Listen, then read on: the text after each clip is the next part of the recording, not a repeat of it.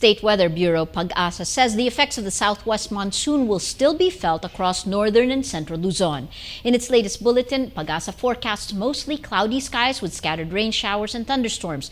The rest of the country will have partly cloudy to cloudy skies with isolated rain showers or thunderstorms. 5 choppers carrying President Benigno Aquino III and members of the cabinet make an emergency landing on the Subic-Clark-Tarlac Expressway. Communications Secretary Ricky Carandang says the president is on his way to Paniki, Tarlac to check the flood situation there. Heavy rain and poor visibility forced the choppers to land on the highway near San Miguel, Tarlac.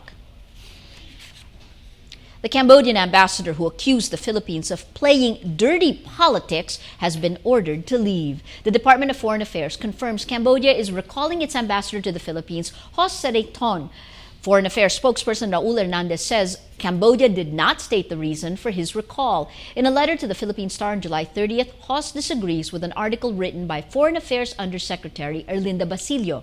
She says Cambodia failed to gain consensus and to issue a joint communique for the first time in 45 years. Hos slams the Philippines and Vietnam for wanting to include South China Sea issues in the joint statement. He says to try to blame Cambodia is dirty politics and should have no place in ASEAN. Well, let's now look at Rappler's Wrap for today, a list of the 10 most important events around the world you shouldn't miss. At number 4, former Algerian Foreign Minister Lakhdar Brahimi will be named next week as the new United Nations and Arab League peace envoy to Syria in place of Kofi Annan. The 78-year-old Brahimi was a UN envoy in Afghanistan after the September 11 attacks and then in Iraq after the 2003 invasion. He is coming out of retirement to represent the United Nations and the Arab League in a diplomatic push to end the slaughter in Syria. At number 6, the wife of a former top official of the Chinese Communist Party did not protest prosecution's claim August 9th that she and a family aide poisoned a British businessman last year. The court trying Gu Kailai is done with the hearing phase and is expected to issue a verdict soon. It's the latest phase in the fall from grace of Bo Xilai, Gu's husband, who was a powerful party official until he got mired in a big corruption scandal, the biggest to hit the economic giant in recent history. And at number 8, Google agrees to pay $22.5 million after tracking people's web use habits, even if they had not given permission. It's the largest fine that the U.S. Federal Trade Commission has imposed on a single company. As part of the settlement, Google also admits its mistake. Google says no, quote, personal information such as names or credit card data had been collected and that the action had been inadvertently done. For the full top 10, visit Rappler.com's The Wrap. As the Olympics wraps up, Rappler looks back at the highlights of the past 3 days before the closing ceremonies on Sunday, August 12. As of day 13, the USA leads medal tallies with 39 golds over China's 37. Natasha Gutierrez returns with this report. Jamaica's sprint king Usain Bolt is the star of the Olympics' second week.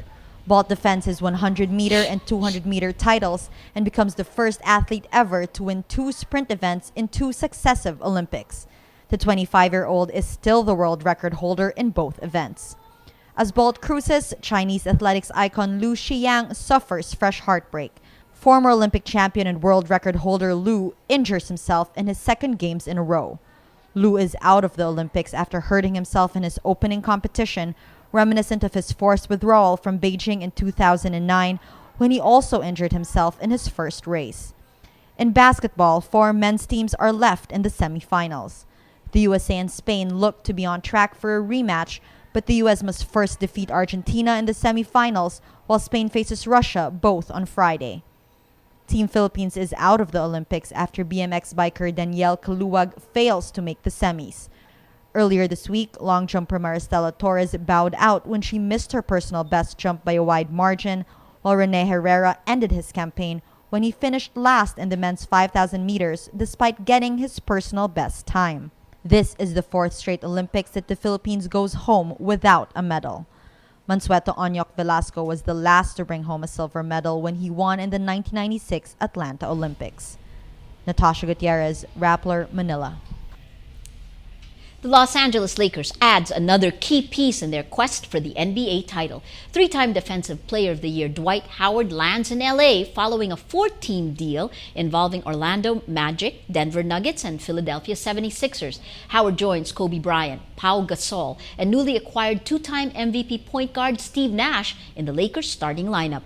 LA trades away their own All-Star center Andrew Bynum to make the deal happen.